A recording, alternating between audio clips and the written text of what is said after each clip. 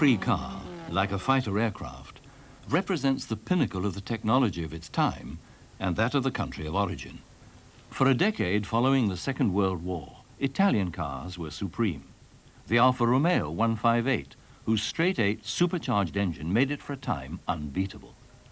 The post-war years are now seen as a classic era, dominated by the blood-red cars of Italy, Alfa Romeo, Maserati, and a newcomer, Ferrari.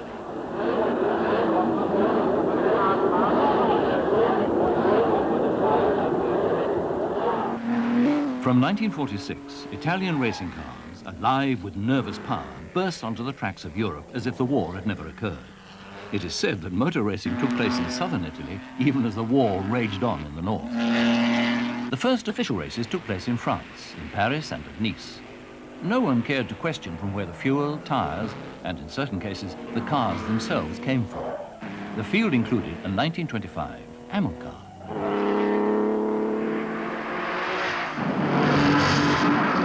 At Nice, the Italian Villoresi won on a Maserati.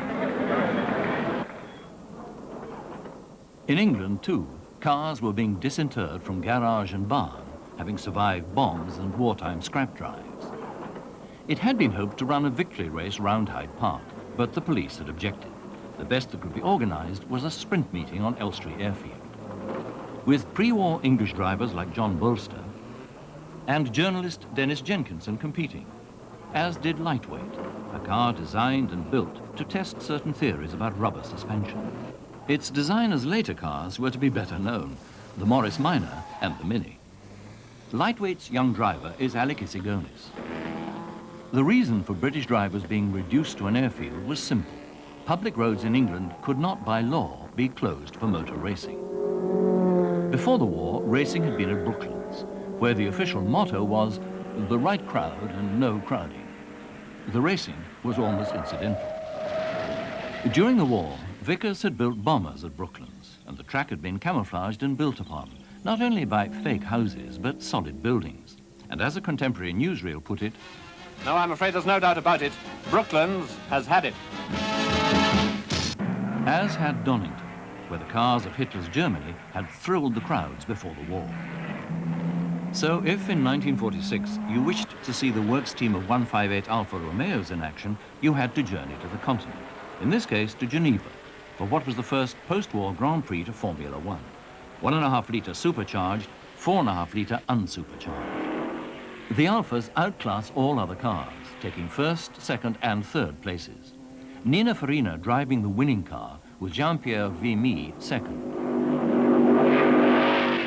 Farina would enjoy many victories at the wheel of an Alfa 158, which had first appeared in 1938 to compete in voiturette races, equivalent to today's Formula 2. The cars had spent the war years walled up in a cheese factory. Now they are eligible for the new Formula 1. But who, apart from Farina, to drive them? Vimy died practicing at Buenos Aires. Achille Varzi made a fatal mistake at Bern. Tazio Nuvolari, to this day considered by many to be the greatest driver of all time, was seriously ill, poisoned by years of breathing exhaust gas and corrosive fuels. Though developing a new car, he had driven in his last Grand Prix. A new generation takes over, one of whom is an Argentinian mechanic, Juan Manuel Fangio, El Chueco, the bow-legged one. Admirers from his hometown of Valcarce have given him a 4CLT Maserati, with which he wins at San Remo, Po and Perpignan. And though 38, he is signed by Alfa Romeo.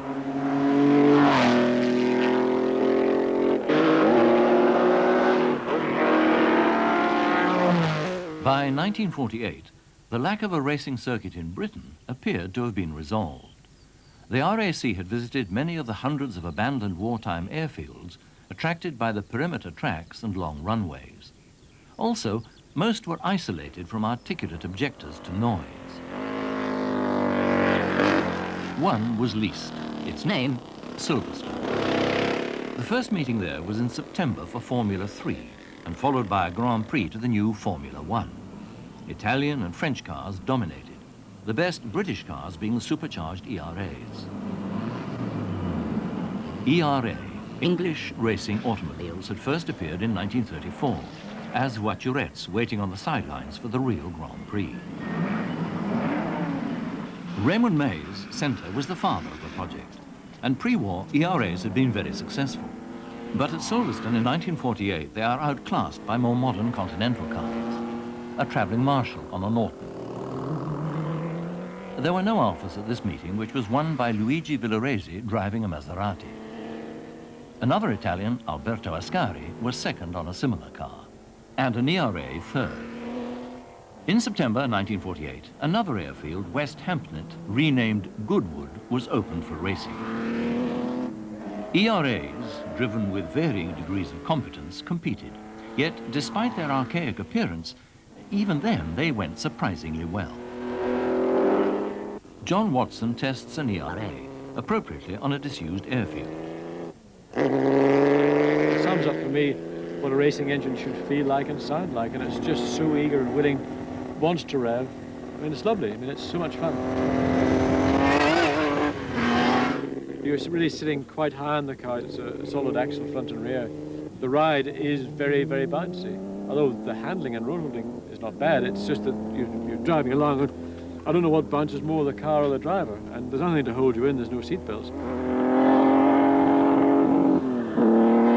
I think those drivers were different to the current Grand Prix driver. They weren't any better, but certainly it was a different form of racing. You couldn't drive a Grand Prix in those days as you would drive it today. In the early post-war years, 16 surviving ERAs were the only Grand Prix cars available to most British drivers. Heaven help them. I mean, the engine in the car, the engine in the ERA is absolutely fantastic. There's just something about the noise, the way it responds to the throttle. It sounds and feels like a real racing engine. But the suspension of the pre-war car is something that I have to take off my metaphorical hat, because it's beyond my conception how anybody, or how the guys that raced them, even in the early post-war years, were so successful.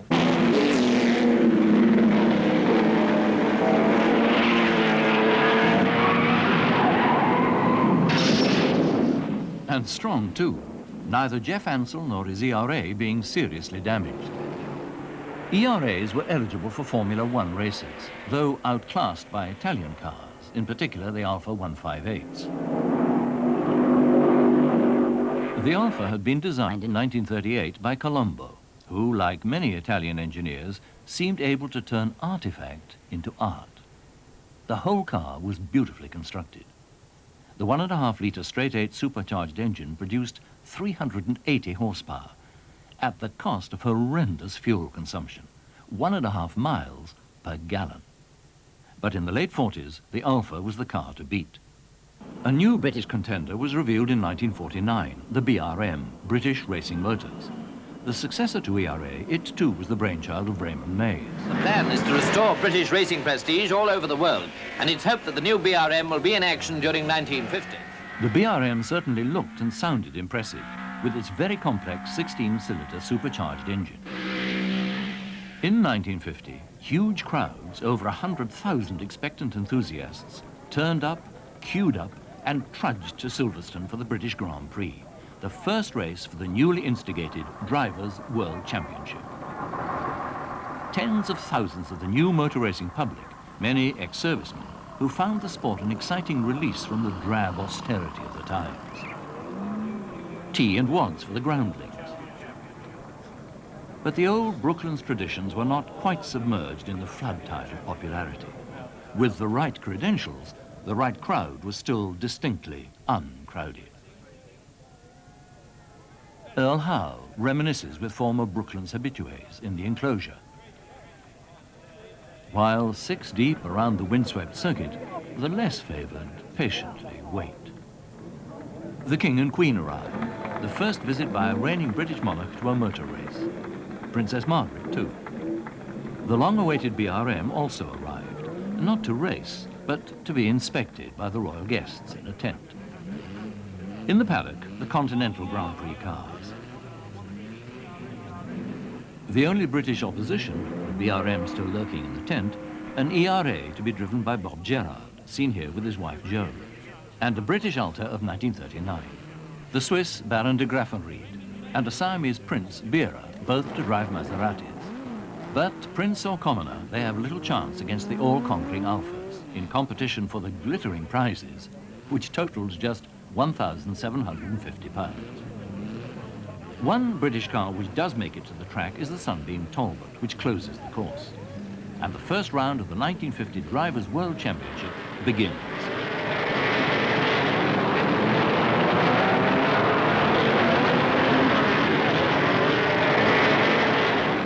In 1950, there is no safety road for the pits, so everyone hurries to clear the track.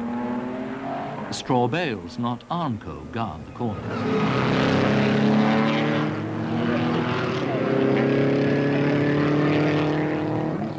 The fast hangar straight, with the original hangars still evident. Evident, too, the superiority of the Alfas.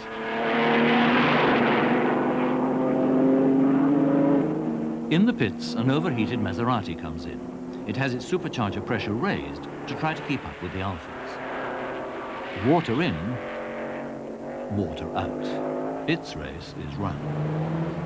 The lone Alta, driven by the Irishman Kelly, comes in for a leisurely refuel. Dr. Giuseppe Farina, relaxed and polished, leads the race. Filmed by Paul Wyand of Movietone, who captures the driving techniques of the time.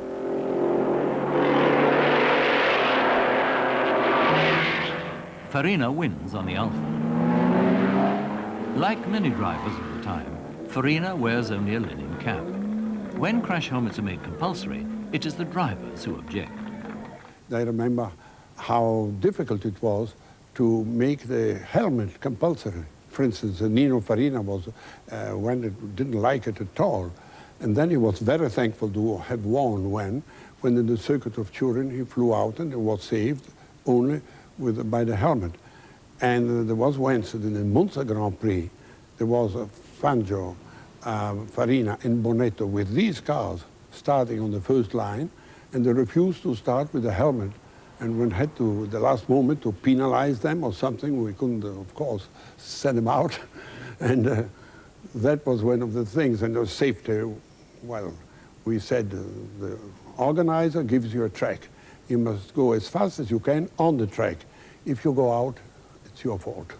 And so, well, guardrails didn't exist, being tied down into cars didn't exist, roll bars, nothing of the sort. Now our cars were not as low as they are today, and so when you were slipping out, as I did at the Crystal Palace, the car was overturning and you were pinned underneath. Later, in 1950, the Alfas returned. Fangio was driving one against a 1.5-litre Ferrari and a single BRM which arrived too late to practice, so its driver Raymond Sommer had to complete a special lap to qualify.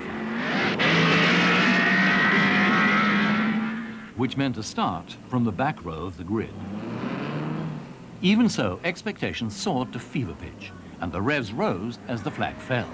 Sommer let in the clutch, and the transmission sheared. And that was the BRM's total involvement in the 1950 Silverstone Daily Express Trophy, leaving the field clear for the all-conquering Italian Alfas.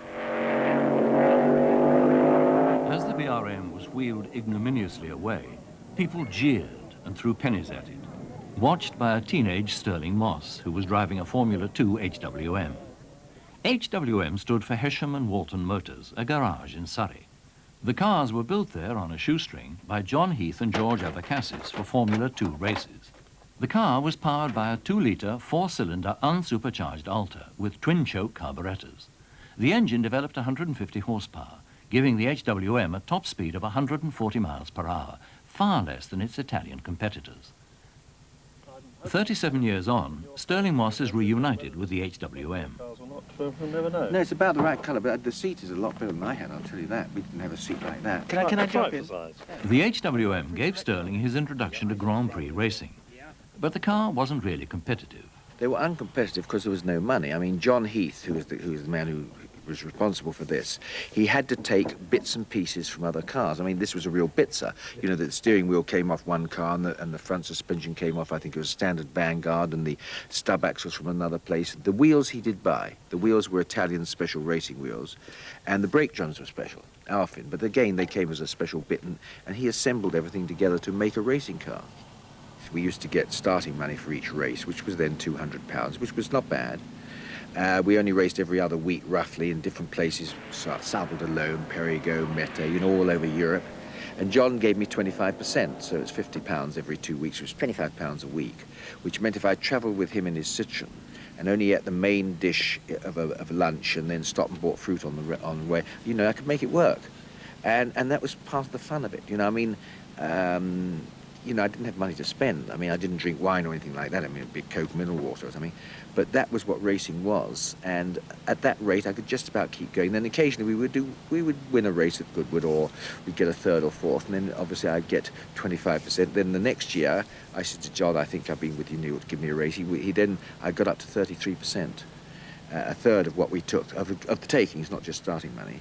And of course, as I was young, we're talking 19 years old, people read the name, and so that was benefit to me. And then obviously you go around waving at people, and then the next year they'd say, my gosh, he's popular, we'd better pay him a bit more.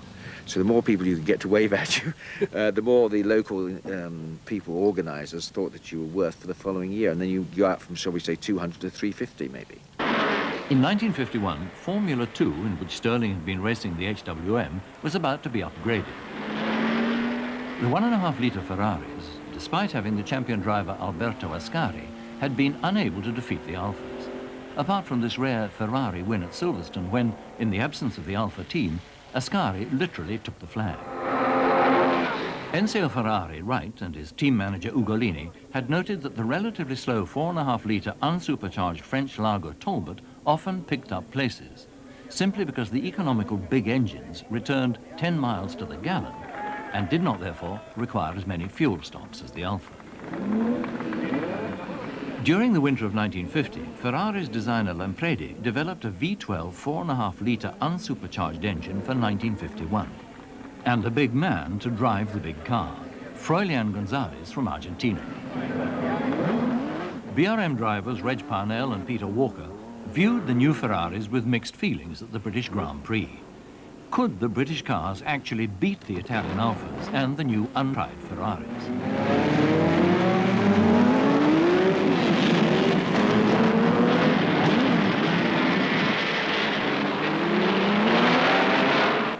The newsreel was patriotic to a fault. BRM's Parnell, number 6, were watched with keen satisfaction by Earl Howe and Raymond Mays. And there goes Walker, number 7. On their performance in this race, the BRM's future possibly defended. In spite of burns, their drivers carried on magnificently. Number 2, driven by Fangio, is one of the Alfas, and Alfas have a habit of winning, though not today. Victory was destined for González, number 12, in a Ferrari. The Alfas are carrying nearly 70 gallons of fuel, but still need frequent pit stops for more, a total of 200 gallons, while the big Ferraris forge ahead. Parnell's BRM too refuels. He will finish 5th, Walker 7th. The only places ever to be gained in a Grand Prix by these BRMs. But there goes González in a terrific spurt to win the race at an average speed of 96.11 miles an hour. At last, the supercharged Alfettas have been defeated. The Ferrari team are ecstatic. Fangio congratulates his fellow Argentinian González. Sadly, it was the end of the road for Alfa Romeo, who withdrew from Grand Prix racing. They retired with honour. The 12 158 cars had, between 1947 and 1951, scored 31 victories in 35 starts, a record which remains to be equalled. The end of the Alfa team was the virtual end of Formula One. BRMs having failed, Ferrari had no opponents. So the BRMs, which cost £200,000, had to run in Formula League. In this race at Dundrod, Stirling Moss was left on the line, but got his BRM going. But both BRMs retired, beaten by Mike Hawthorne's £2,000 Formula 2 Cooper Bristol. Much to the disgust of the young Stirling Moss. I have driven and raced, I think, something over 80 cars in my life, and that was without doubt the worst car I ever sat in. I spent a lot of time with it in Monza. It was enormously powerful, of course, 570 horsepower, but the suspension, the steering, everything was really bad. It was a disgrace. Why, with ample money available, were BRMs unable even to challenge the Italians? BRM chronicler Rivers Fletcher. Well, the original BRM, the V16, was a fabulous idea, but I'm afraid the project was beyond the facility. It was a very complicated car, potentially the fastest and the most powerful Grand Prix car of its time, and in fact it proved to be about the fastest and the most powerful, but not sufficiently reliable. So Sterling Moss drove a Cooper Alta, and the ebullient Mike Hawthorne was signed by Ferrari. By then, 1953, all Grand Prix races were to Formula 2. Moss is relaxed on the Cooper Alta, which is underpowered. Hawthorne is driving his Ferrari aggressively. Despite his more polished style, Moss can make no impression. Hawthorne never looked polished, but he won the Silverstone race at 92 miles per hour. It has to be said that there was little love lost between the two young English drivers. Well, I'm very pleased, of course, and I think we ought to congratulate Sterling on driving today after his fantastic crash on first day's practice. Very lucky man. And young men of Hawthorne and Moss's generation only just missed flying the fighters of World War II. Grand Prix driving in the 1950s required the same courage and skill. Witness Hawthorne after striking oil.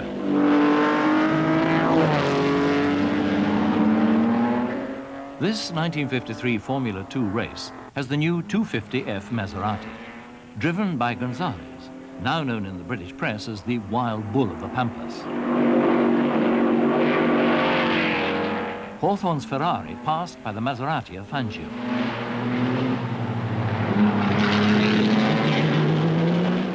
But ahead of all, Ascari drives his 2-litre Ferrari to yet another victory, having lapped the field, bar Fangio. At the end of the 1953 season, the old Formula One was officially abandoned, and a new Formula One for unsupercharged cars of 2.5 litres was decided on. Thus, constructors could enlarge the existing simple 4-cylinder 2-litre engines, helping small concerns like the British Connaught. John Watson tested a 1954 Formula One 2.5-litre Connaught, which was to give Britain his first Grand Prix win since 1924. I'll talk you through the gauges while you're doing that. Okay. The engine oil temperature, Yep. you'll probably only get about 50 or 60 degrees on a day like this. Engine pressure will run between 80 and 100 pounds. Fuel pressure would normally run at 6 pounds. Water temperature should run no more than 80, and the gearbox pressure for the pre-selector will fluctuate between 20 and 60 pounds. The ticking is the electric fuel pump, but no self-starter is fitted.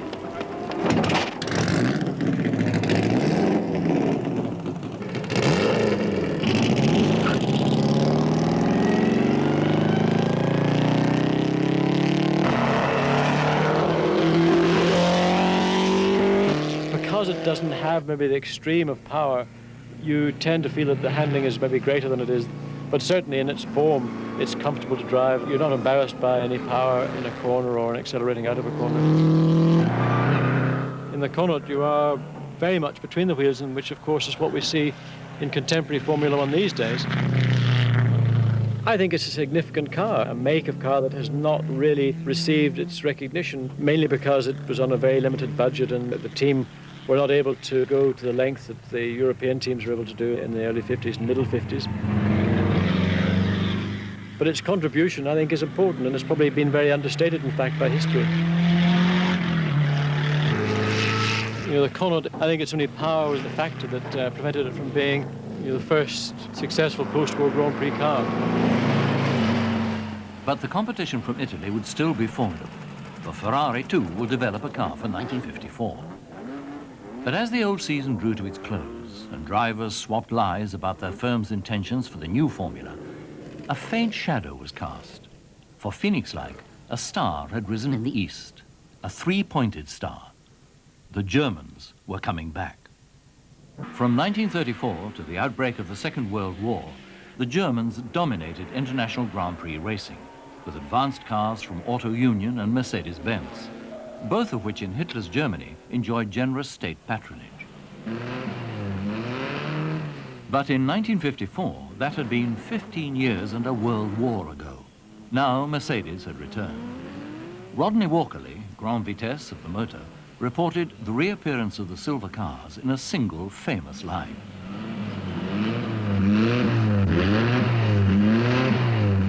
June 54. At the frontier, a convoy of German trucks is cleared to drive across France for Reims and the French Grand Prix. Now, the population of France had become used to German lorries passing in the night, for had not the same thing happened 20 years ago, almost to the day? Then, the destination of the convoy had also been the French Grand Prix, but at Montlhéry, and as at Reims, it was the first appearance of a German team after a war. The new cars amazed the 1934 crowds. What was to delight the crowds even more was that the German wonder cars were to be defeated by an Alfa Romeo driven by the Frenchman Louis Chiron.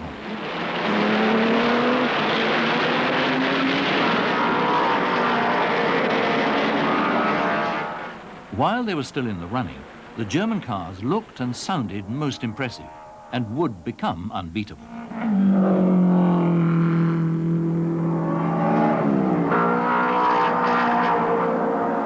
In 1954, at Reims, the new German cars created a similar sensation, again impressing the knowledgeable French. Fangio was the team's principal driver with Karl Kling. Special streamlined bodies had been built for fast circuits like Reims.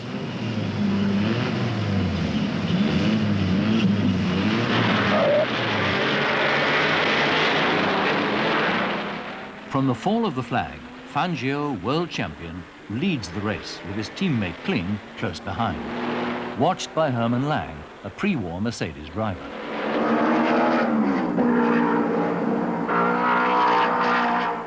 The straight-eight Mercedes engines sounded crisp and powerful, and the new cars handled well. The rest of the field, which included world-class drivers on Ferraris and Maseratis, were left cold. Well, they are back, though the applause was muted. Any Frenchman over the age of 10 at Reims that day had lived under German occupation. The memory remained green. But Fangio and Kling had given Mercedes a most convincing comeback. 10 years earlier, Daimler-Benz at Stuttgart was rubble. But the company soon made its contribution to the German economic miracle of the 50s, and production was soon booming to meet the insatiable demand for new cars at home and abroad. So much so, the technical director of the pre-war racing department, Rudolf Uhlenhaut, was informed by the management that it would be good to have some sort of competition car so that people realize Mercedes-Benz was still there. And he just said, we've got to do something. He didn't say what. He didn't say how much money we would get. So we took components from a normal passenger car, which we were building. We took the engine, we took the gearbox, we took the front axle and the rear axle. So really it was quite a normal car. But we built a new frame and a new body. And this car was quite successful. The car was the famed gull-winged 300S, which was second in the Mille Miglia and had won an important sports car race in Mexico, which not unnaturally pleased the Mercedes management. Yes, they were a bit too pleased, I believe, because then they took the decision to build a racing car. Once the decision had been taken, the whole resource of Daimler-Benz was at the disposal of the racing department. Uhlenhaut considered that a scaled-up version of the 1.5-litre V8, which had defeated the Alfas at Tripoli in 1939, would be the best engine to build. The research department disagreed, arguing that a straight 8 would be lighter, and if the drive were taken from the midpoint of the long crankshaft, the usual torsional vibration of a straight 8 would be overcome.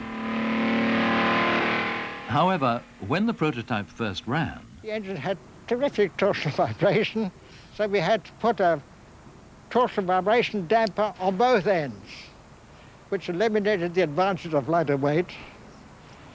But if it's designed that way, we had to take it. If the straight 8 was a little conservative, the decision taken to use fuel injection was, at the time, a radical departure for the car engine. During the Second World War, the Germans had taken a lead in the techniques of fuel injection, which was used in their aircraft. The system was direct. A timed and metered quantity of fuel had to be injected into each cylinder under high pressure. Unlike today's injection, in which the fuel, controlled by electronics, is sprayed at low pressure into the intake manifold.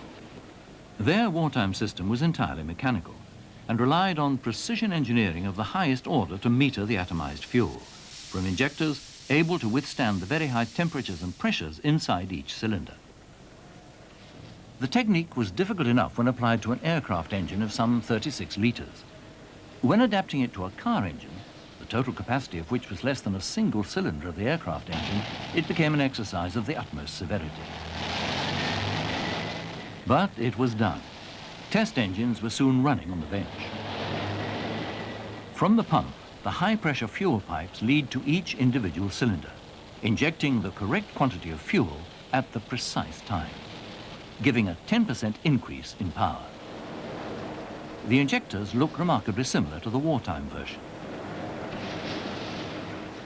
Vital though the engine of a Grand Prix car undoubtedly is, the chassis does more than keep the wheels apart. The frame of the W196 was a superb design.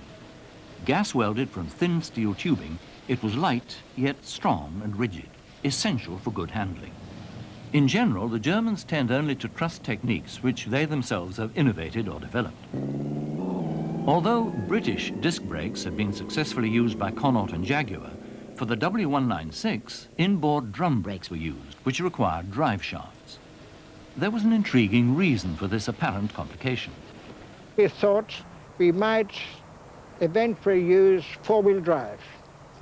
And there it was better to have the brakes inside because you had to have the differential drive anyway. We first of all considered what wasn't perfect on our 39 racing cars. They had a de Dion axle which had a tendency to judder on bad and bumpy roads. So we said we've got to do something in that. Then we said, as our normal production cars had swing axles, we can't use a different axle. It's got to be some type of swing axle, else it wouldn't be good propaganda. But to cope with the very much higher cornering speeds and stresses encountered in racing, a new version of the swing axle was produced for racing cars. Uhlenhaut demonstrates. It was to prove satisfactory and was later modified for production road cars. Behind closed doors in 1953, the first of the new cars were completed. When the W196 was revealed, it was clearly an advance on any possible rival. It was, of course, built to the highest standards, without regard to commercial considerations. It is true that the cars lacked the lines of Italian designs, but they possessed an air of efficient menace. The fuel and oil tanks were conventionally placed over the rear axle.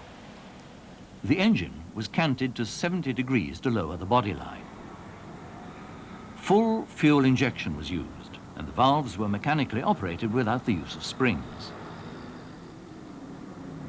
The triangulated steel space frame was made from straight tubing. A 5-speed gearbox transmitted 270 horsepower at 8,500 RPM. It had been said that the W196 was not a particularly advanced design for 1954. But the whole would prove greater than the sum of the parts. For 1954, two versions of the car would be raced, the open-wheeled and the streamlined car. Bodywork apart, the two cars were mechanically identical.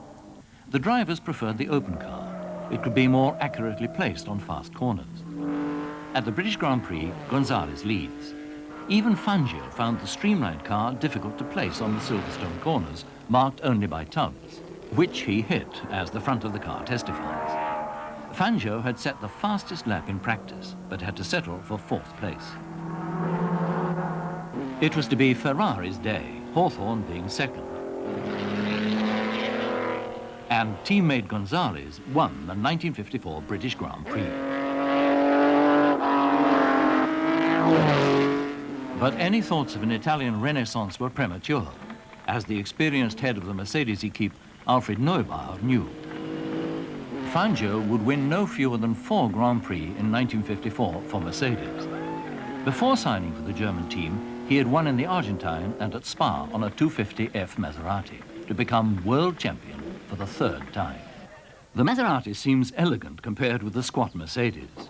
It was in the 50s every schoolboy's idea of a racing car, powered by a classic 6-cylinder double overhead camshaft engine of 2.5 litres with individual water feeds to cool each exhaust valve. The Maserati was not fuel injected and therefore was less powerful than the Mercedes. John Watson test drives a 250F.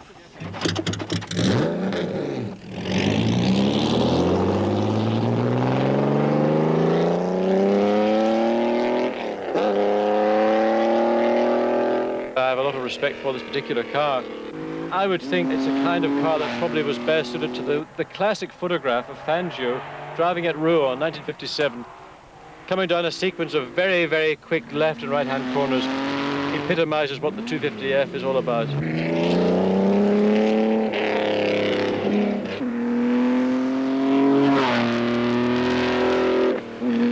Judging it by the standards of the day, it was probably very competitive, but I think the car is ideally suited to the very fast open corners of faster tracks. It was neither quite the definitive front-engine car, but it was probably slightly in advance of its contemporaries. The 250Fs were successful, but never managed to beat the Mercedes. Why? I think that they suffered from being Italian. If Maserati brothers happened to be born in Stuttgart, no doubt this car would not be red, it would be silver, and it would have been winning Grand Prix. I think the difference that we're seeing in the program between the Maserati here and Mercedes and other cars of that period is the difference in the attitude of and the sort of the mentality of the countries. In Germany, they took a design which, in many respects, was a very pre-war design, but they incorporated certain innovations, certainly with the fuel injection, and they made it work, they made it powerful, and they made it reliable. But they maybe didn't have quite that sort of engineering flair that Italian engineers do seem to have. 32 250Fs were built, most of which were available for sale to independent drivers. Sterling Moss had acquired one for a specific purpose. My father and my manager, Ken Gregory, had gone to see Neubauer at the end of '53 when they heard the new Mercedes were coming out. And Neubauer said to them, look, we think Sterling has great talent and so on. We've seen him do very well in a pretty mediocre car. We'd like to know how well he'd go in a decent car. We suggest you buy a car like a Mazda, which we did, and I happened to get fastest lap in the Swiss Grand Prix at Bern, in front of the Mercedes team, and I think that was what clinched my arrangement.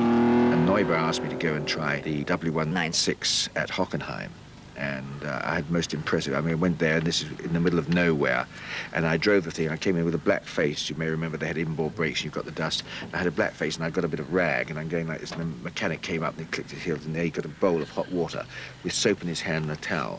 And I thought, this is in the middle of nowhere. This guy had got hot water. I thought, this was really impressive.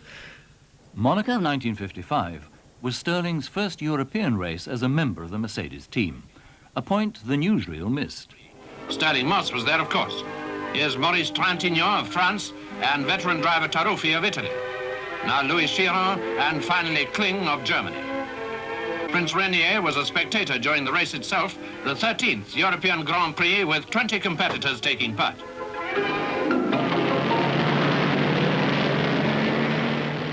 Mercedes had built special short wheelbase cars for the sinuous Monaco circuit. The circuit at fantastic speeds. This course is about the most treacherous in the world, with its narrow streets and hairpin bends. Number 2, Fangio, held the lead in a Mercedes for the early part of the race, but he was later overtaken by Sterling Moss, number 6, driving another Mercedes. Unfortunately, it wasn't Sterling's day. He had to retire later with a fractured oil pipe.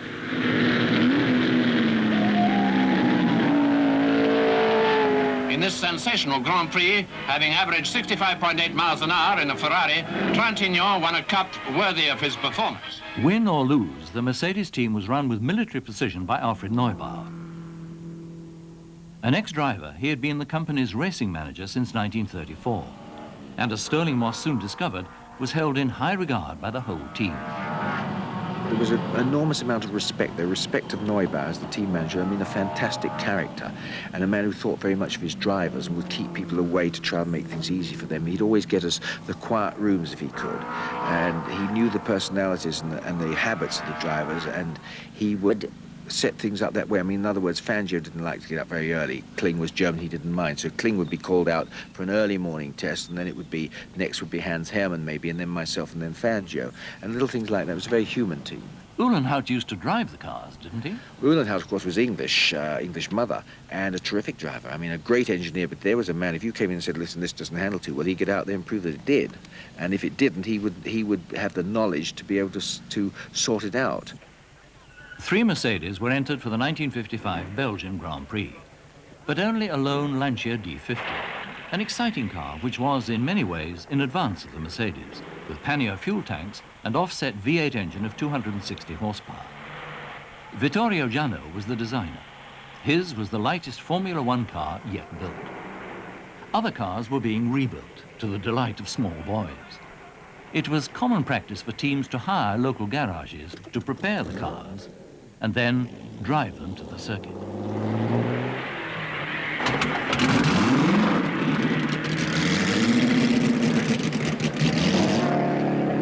Maseratis and Ferraris formed the main opposition to the Mercedes. Number 12 is Kling's car, Fangio and Moss being the other drivers. The 1955 Grand Prix at Spa was to be the last race before motor racing was to be changed forever. Before package tours cheapened European travel, the old money enjoyed the cosmopolitan atmosphere of the Grand Prix circuits that was virtually unchanged from pre-war days. The drivers, too, were old friends who competed mainly for the enjoyment of the sport. Amateur or professional, there was, in 1955, still little distinction between gentlemen and players. Some of us raced for fun, and I consider we were amateurs even though we were paid, whereas you've got professionals who race for the profession as their business. Amateur or professional, they faced 316 miles on one of the fastest circuits in Europe. 2, 1, partez, messieurs.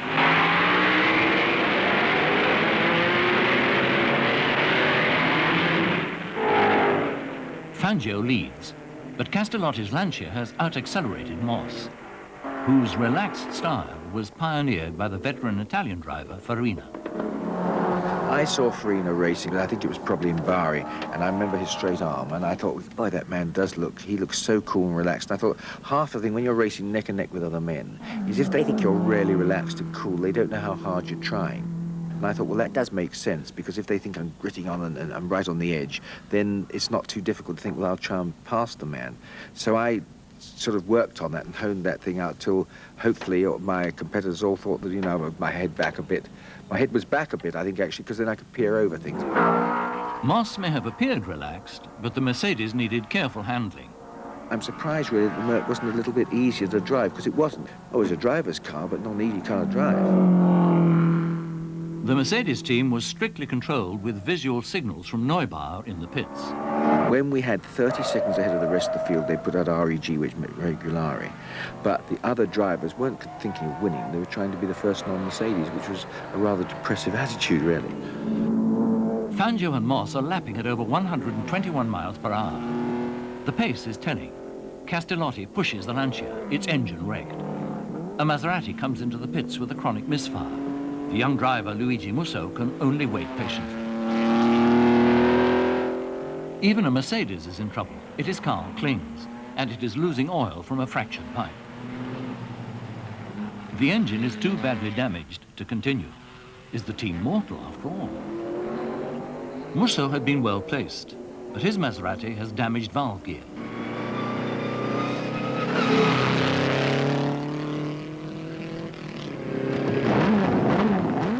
He restarts, but is now 2 laps behind the leader, Fangio, with Sterling Moss, as ever, close behind. I would follow Fangio as close as I could, and I mean, we were known, we christened in one of the papers as being the train, because I'd be within a metre or so of him. Neubauer didn't like it, and he said, you know, if he makes a mistake, you're going to be caught up in it. I said, Fangio doesn't make mistakes. I mean, Fangio was, and I think still is, the greatest driver that's ever driven. Winning the 1955 Belgian Grand Prix, Moss being a few yards behind.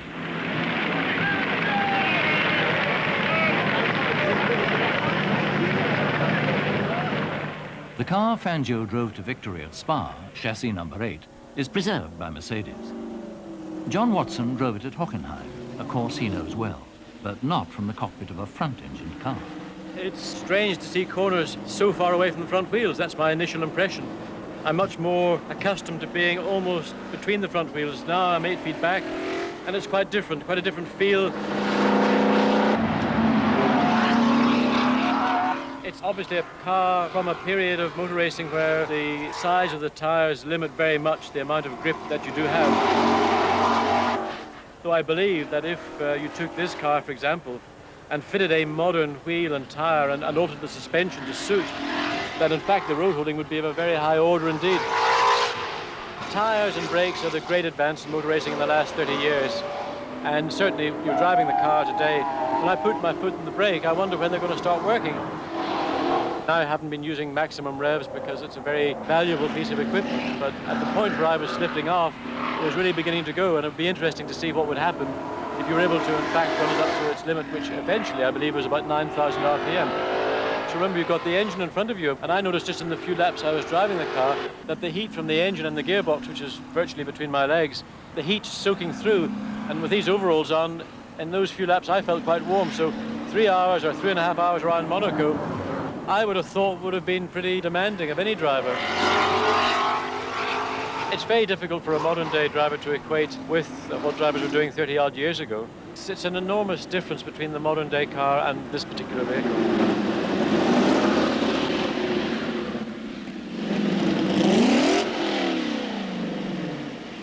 I think the strength the company had in its engineering department, its R&D department, enabled the company to build racing cars that were, first of all, competitive. They were competitive. But I think that other cars were competitive at that period also. What they didn't have, and what the Mercedes does have, is this fantastic inbuilt strength and reliability. It could be punished all day and still be there at the end. Another end in sight was the carefree attitude to what was, and always had been, a dangerous sport. Straw bales would not contain cars doing 180, which were the speeds at Spa in 1955, with the spectators unprotected, as on nearly all circuits. Until at Le Mans, 11th of June 1955, at precisely 18:29, Pierre Levet crashed and his engine hurtled into a crowded enclosure.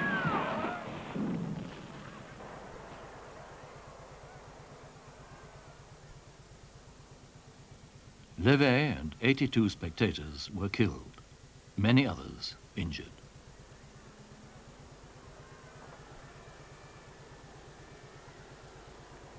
The disaster was the worst in the history of motor racing and called the whole ethos of the sport into question. Well, 55 Le Mans did an enormous amount of damage, and obviously you can understand why. I mean, it stopped racing altogether, I think, in Switzerland, and a lot of other things were changed. Of course, they were, demands were made, and I think quite correctly. Levet had been driving a Mercedes. The rest of the team was withdrawn. But the blazing wreckage signaled the end of Mercedes' motor racing commitment. One of the main reasons to stop was this terrific accident, which turned, at least in Germany, everything against racing. So it said, we've won everything, we don't go to race against public opinion, we'll stop. At a sad ceremony at Stuttgart, when the 1955 season closed, the W196 cars were retired, and the racing department, which had won 9 Grand Prix in only 2 seasons, was disbanded. With the withdrawal of Mercedes, a vacuum was created which remained unfilled until the Monaco Grand Prix of 1957. Enzio Ferrari had fallen out with Fangio, and the world champion had left in a huff. Maseratis were still competing, but the Bologna firm was in deep financial trouble, and the 250Fs outmoded. But Fangio would take one to his 5th championship. Here, Fangio is harried by a British car, a Van Wall. Van Walls had been developed at enormous cost by the industrialist Tony van der Velde. It had a 4-cylinder engine out of Norton by Rolls-Royce. The chassis was the work of the young Colin Chapman, and the body by Frank Costa. But change was in the air and would lead to revolution. The revolutionary, John Cooper. But the instrument of his revolution was at that moment powered by an obscure Australian, Jack Brabham. Cooper had built 500cc Formula 3 cars. To get into Formula One, Cooper only needed a competitive engine. He found one. It was used to power portable fire pumps. It was light and powerful. All it required was 4 wheels.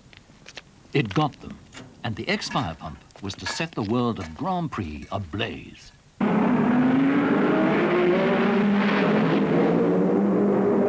Monaco, the first Grand Prix of the 1959 season. To the astonishment of the crowds, the red Ferraris are being pressed by strange, small British cars.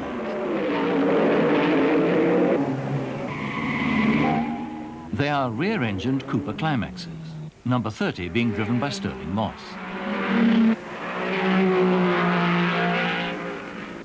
A lone Cooper had won last year, but only after the opposition had fallen out.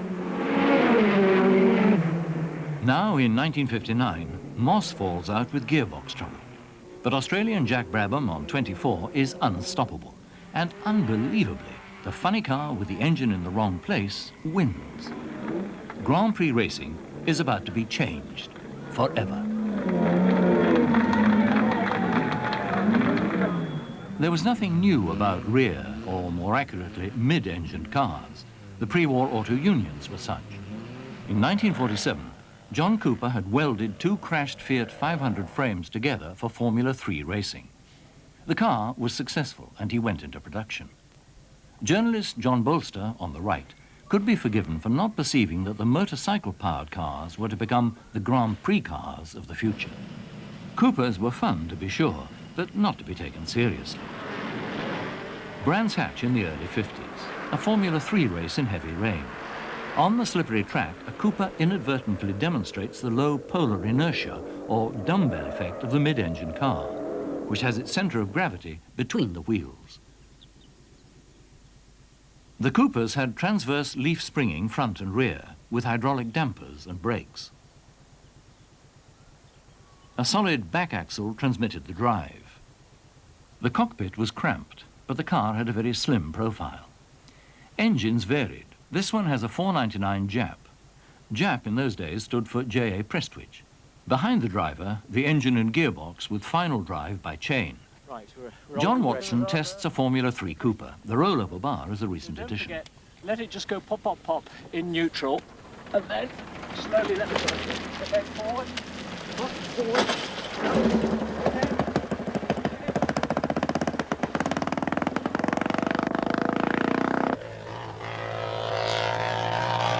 It's a lot of fun. I can understand why 500cc racing was so popular. It feels very much like a modern car, although it's a car of 30 years of age or more. It must have been a great deal of fun to race. The concept of this 500cc Cooper is very, very similar indeed to a modern car. The actual layout, the rear engine, again all the weight between the wheels, in many respects it's very similar to a modern Grand Prix car. It doesn't seem to be 30 years of age. Coming events cast their shadows before them. Why had no one foreseen the virtues of the rear-engined Coopers? Any progress that was made in Formula One was primarily with engine development, not so much about chassis. I think that in the case of Ferrari in particular, his idea of Formula One racing was that the engine was the heart of the car, and that's where all the progress was made. Everything else had to fit in around that, whereas what John Cooper and his father Charles did was they made, maybe by accident as much as design, a very modern car which was ahead of its time, and therefore I'm surprised that no one within Formula One took up the theory of this design earlier and took advantage of the advantages that it does have.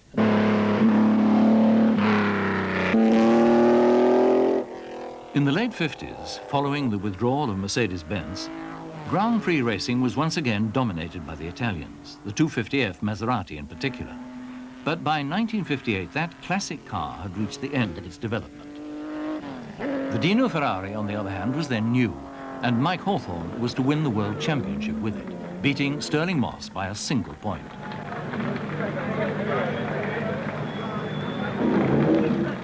Willie Green, who drives the Ferrari in historic races, briefs John Watson, who is to test drive this superbly restored Dino, named after Ferrari's son, who had tragically died. Believe it or believe it not, this is the first time ever I've ever driven, or first time ever I've driven a Grand Prix Ferrari, let alone any Ferrari. I think sports car or otherwise, so... Well, they do have a personality of their own. You'll soon find it. Yeah, I hope I do. Lovely engine. Quite straightforward. You just got the cutout switch on the magneto. Right. You have a back-to-front gearbox on this, which is all marked, so we go from first right across to where fourth would normally be. You can rev this one high, you can rev it to about 8. Okay. Right, Thank you. here we go. Yes, you've also got the brake on. The pedals off. Okay.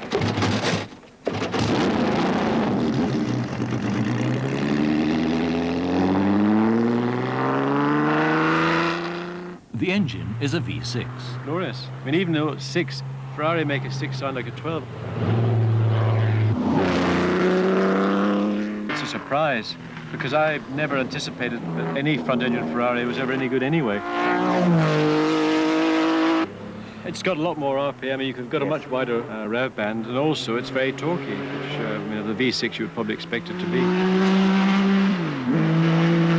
I felt much more comfortable immediately, particularly around here. It's got good power, top end, and it pulls slow down, which means, from a driving point of view, should mean less gear change, particularly on circuits where you've got a sequence of bends at low speed flowing, you can hold the gear longer than maybe in another car with a narrower rev band, which I think is important from purely driving, that you do the least amount of work. In most cases, helps the car. John Watson is unaccustomed to driving without a full harness. It's a strange feeling. I feel sort of very insecure and uncomfortable to some extent, but you forget about it, in fact, because the enjoyment and pleasure of driving soon takes over.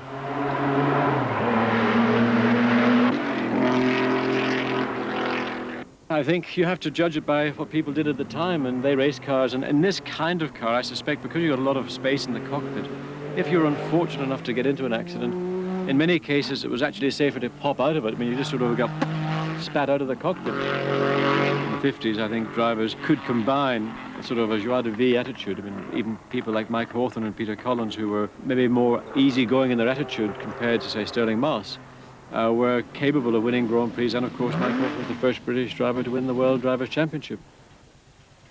How did the Ferrari compare with the Mercedes? I think that the Mercedes as a company, they had limitations, in fact, because with their rear suspension design, they had a low pivot swing axle, which was based on their passenger car.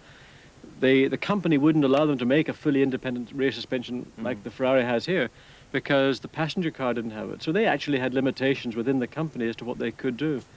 But I think had they gone on and raced in 56, 7, 8, and 9, when this car then came into its own, I suspect that Mercedes might have come up with something rather radical. They would have probably abandoned the front engine concept and gone rear engine and sort of really caught everybody in the hop. As has been said, the Italians were first and foremost engine builders, of which the V6 Dino Ferrari was a superb example. The earlier Maserati 250F was still good enough in 1957 to enable Fangio to win his 5th and final World Championship. It seemed improbable that an ex-fire pump engine could seriously challenge the Italians. The early 1.5-litre Climax engines were fitted to a rear-engine Cooper sports car, which was to have some quite well-known drivers. The Climax engines were, of course, adapted for racing, with twin-choke carburetors and a 4-speed gearbox, which had equally humble origins. The lightweight rear-engine Cooper handled well, but for Formula One, more power was required. John Cooper was sent to Coventry, where we persuaded them to build the first one was 1,000, then a 1,500, and then they designed a twin-cam 1,500, which we stretched to 1,750, which again was stretched to 2 litres, and then 2.2, and eventually, after giving Mr. Lee, the chairman of Coventry Climax, a few more gin and tonics, we got a 2.5 designed for us properly. As Cooper restorer Sid Hoole demonstrates, the secret of the Climax engine was its very light alloy, cylinder, block and head. The chassis of the Formula One car was, like the earlier 500s, welded from lightweight steel tubing, from a design which was simply chalked on the workshop floor. A consultant engineer would have frowned on the curved tubing, but the frame was light and rigid, and ready for the 1959 Formula One Cooper. It was powered by the 2.5-litre twin-cam Climax engine. Transverse leaf springs were employed as on the 500s, and the gearbox was modified from a Citroën Light 15. But the 1959 Coopers were not the only British Grand Prix cars.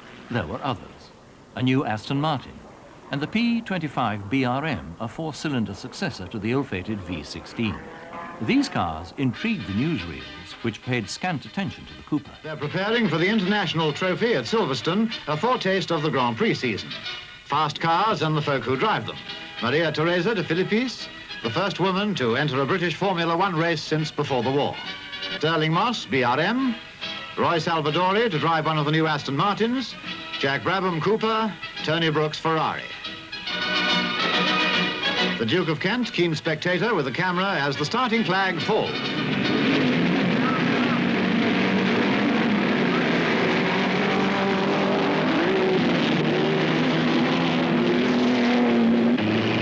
"150 miles to go and two big questions. Will the latest BRMs hold their own? And how will the new Aston Martins fare in their racing debut? Here are the answers. Flockhart's BRM took third place, and Aston Martin's made a dashing first appearance, Salvadori's car finishing second. Number 3 was the winner, the Cooper driven by Jack. In 1959, Sterling Moss acquired a Cooper. He liked the handling, but thought the cars underpowered. Well, although they were underpowered, of course they were, but the point is that because they were so easy to drive, you could drive yourself so hard that and the car would take it. They were relatively reliable machines, and the brakes were good, and of course you could usually outbrake the faster cars, stop a little bit later. So swings and roundabouts, really and truly on a complete lap, they weren't that much down on the faster cars. But in honesty, the Cooper was so easy and nimble and easy to throw around and place compared with, shall we say, your Van Wars or Mercs or even cars like this, that it was a delight to suddenly get in one of those. 59 was to be Cooper's year. The British cars, when driven by Moss and Brabham, seemed to win everywhere. Not only on sinuous circuits like Monaco, but also on faster courses too. The British Grand Prix at Aintree, where Moss forsook his Cooper to drive a new BRM. But the front-engined car could not beat the Cooper, driven to victory by Jack Brabham. Ferrari drivers tried everything, but the rear-engined revolution was irreversible. Jack Brabham winning the 1959 Drivers' Championship, with John Cooper taking the Constructors' Trophy. By 1960, others too had seen the light, principally Lotus builder Colin Chapman. I mean, Colin was very good and very quick. Good engineer, and I mean, he realised that the only way to win Grand Prix was going to be a rear-engine car. By the time we went to the Argentine, which was early January, we still had the old cars. He turned up with a very light rear-engine motor car driven by Ellis Island, and nearly blew us off with it if it hadn't, if it hadn't broken, because Colin's cars were a bit light and they did break in those days. And coming back on the aeroplane, Jack and Bruce and I said, we've got to have a new car for this season if we're going to win in 1960. The 1960 Cooper incorporated the experience gained in previous years. The engine was still the 2.5-litre unit. The space frame chassis was refined. Coil springs replacing the transverse leaf. Adjustable suspension permitted precise tuning of the handling. The 1960 car was good enough to win Cooper and Brabham their second World Championships. The concept that this car pioneered really is still with us. There's nothing changed other than the innovation of aerodynamics in a car, but the basic idea with the engine behind the driver and the driver relatively close to the front wheels is what we have today. The advantage that a car like the Cooper has, first of all, it is rear engine, which gives a much smaller frontal area, which means that the car can penetrate the air more easily for less horsepower. But also the light weight of the car is significant. The whole of the car, I'm sure, must have been 100 pounds or maybe more lighter than the Ferrari of the day or any other front-engine car. Everything was just better. It was such an advance. It didn't need to have the horsepower that, say, the Ferrari had at that particular time. This is quicker, mainly because it's got a lighter weight and it's a smaller car. It's an ideal car for most situations, particularly circuits like Monaco, which were very tight, sinuous circuits. The size of this car and its maneuverability would have made it probably a lot easier to drive, a lot less physically tiring to drive. It was the development of the Climax engine which made Cooper's cars competitive. Colin Chapman also saw the virtues of that engine. He too fitted it to a lightweight frame, but placed it conventionally in front of the driver. The car was the Lotus 16, which is now seen as something of a milestone. I think milestone, yes. It's a strange experience because having, I think, sat on some of the earlier cars I've driven, we're back now to being a long way from the front wheels, but instead of sitting on the car, I'm actually sitting in the car. And the whole line of the car, it's so low, you can't get any lower. If you are, your backside's going to be bouncing off the ground. So the view that I get for sitting in the seat is really very similar to what I would feel in a contemporary car. I suspect that the success or lack of success of the car really wasn't so much from the fundamental design of the car. It was really dear old Colin Chapman pinching here and pinching there on the design of the car, trying to save weight, on reliability. But in fact, we've seen in these Lotus 16s racing, in the historic racing, that the car is extremely competitive. In fact, I would not be surprised that if you could have taken this car, put it into a time warp back to 59 or 58, it would have been winning Grand Prix.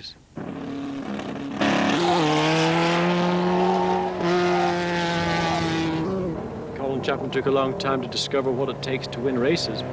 Having a brilliant design, an innovative design, is not enough. It takes engineering and a good team, the backup. And during his early days in Formula One, this really was, I suppose, a second attempt at a Formula One car. He really hadn't yet learnt or come to terms with what is necessary. I still have a feeling that if Colin Chapman had built the Lotus 16 the way it is run today by the owners of the cars, it would have been much, much more successful. And I'm not sure that in pure handling terms, which of the two concepts is better. I think that had the Chapman Lotus 16 been perfected at the time it was being raced, it may have delayed the changeover, certainly from Lotus' point of view. But of course, what happened was that because Cooper were very successful in 59 and 60, it prompted Chapman to introduce a rear-engine car. That was the Lotus 18. Stirling Moss drove one to what is now regarded as his greatest victory, the 1961 Monaco Grand Prix. It was the first race of a new Formula One, with engines limited to 1.5 litres. Ferrari had entered. When John Cooper saw his cars, he remembered a conversation he had had with Ferrari. I said, what do you think of the mid-engined Grand Prix car? And he said, oh no, he said, I will never build a mid-engined car. The engine is right for a Grand Prix car, must be in the front. The shark-nosed Ferrari 156s were rear-engined and looked impressive. Stirling Moss had a year-old Lotus 18, the newer 21s being unavailable to him for contractual reasons. The drivers are briefed for the grueling 100-lap Monaco race.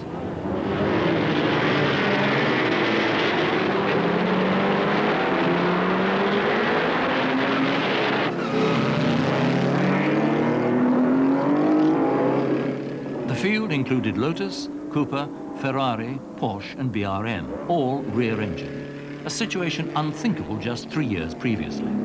Moss, in his outdated car, had taken the lead by lap 5. The Ferraris had a new 1.5-litre V6 engine, which was reputed to develop 190 horsepower. Moss sets up the fastest lap in 1 minute 36 seconds. The works Porsches are very fast too, for they have fuel injection, that are handicapped on this tight circuit by drum brakes. There had been fears that the 1.5-litre cars would produce dull racing, but the 1961 Monaco was developing into a classic.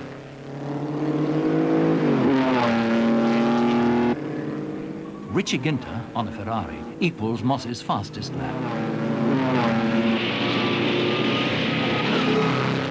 By sheer brilliance of driving on this driver's circuit, Stirling Moss, whose engine was at least 20 horsepower down on the Ferraris, kept his Lotus ahead to win his greatest victory.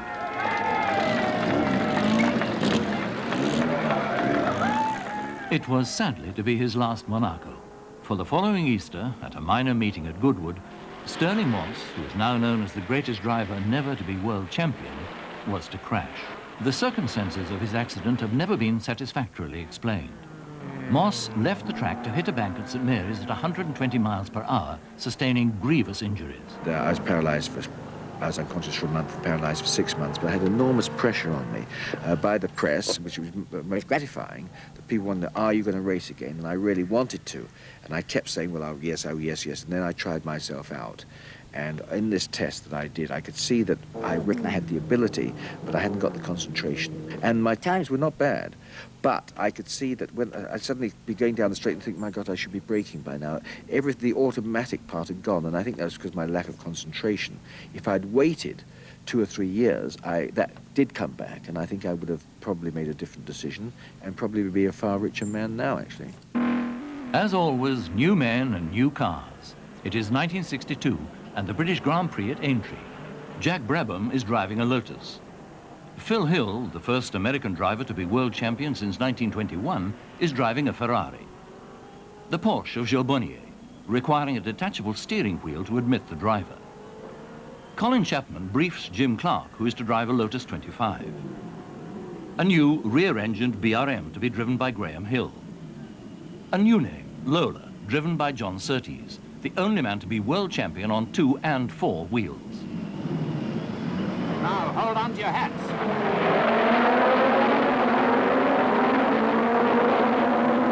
"75 laps and 27 of the fastest cars in the world lapping them up.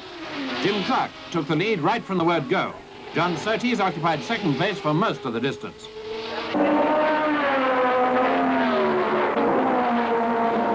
Surtees again closely followed by Bruce McLaren. And as to putting on the heat, just look at that heat shimmer on the track. The surface was dry, but there were still a few anxious moments. In spite of losing a gear early on, Surtees drove his Lola into a very creditable second place, for there wasn't a hope of catching Clark.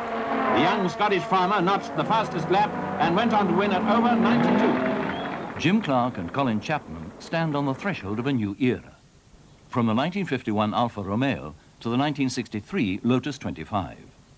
John Watson was asked about the cars he had driven for the series. Each car in itself is very special, and I suppose in many respects the Maserati has to be considered the classic Formula One car of the 50s, although driving the factory Mercedes was a unique opportunity. A chance to drive a factory Mercedes at any time is very special. Really what 50s Formula One racing was an extension of what we had seen in the 30s. And the cars, in fact, were just a refinement and development of the 30s Grand Prix cars. Romantic era, I mean, cars looked like people imagined Grand Prix cars to look like. It's nostalgic to look back on them, and it's wrong to maybe complain that current Grand Prix cars are nothing like the cars of the 50s. But growing up in that era when Grand Prix racing was about men and machines and not about technology, which is what it is today, my nostalgia is very much of the 50s. It's a period where I was very influenced by what I read about and I very occasionally got to see. The 1950 Grand Prix at Silverstone. The cars are 1.5-litre supercharged. The same race in 1963. And they're away, 246 miles, 82 laps. The cars are 1.5 litres unsupercharged.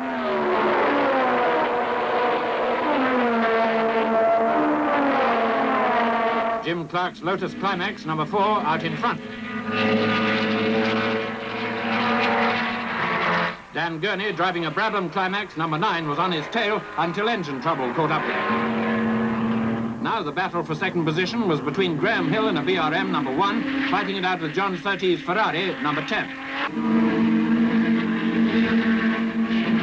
Yet another motorcyclist trying out 4 wheels. The formula will change in 1965 to 3 litres unsupercharged. The return to power, it will be called. In reality, it will be the departure to commercialism, and small firms like Cooper and Climax will be replaced by multinationals. Grand Prix racing will become part of international entertainment. The days of the amateur will forever vanish. Jim Clark wins at over 107 miles an hour. Quite a burn-up. He's now won 4 Grand Prix races this season and leads by 19 points for the World Championship.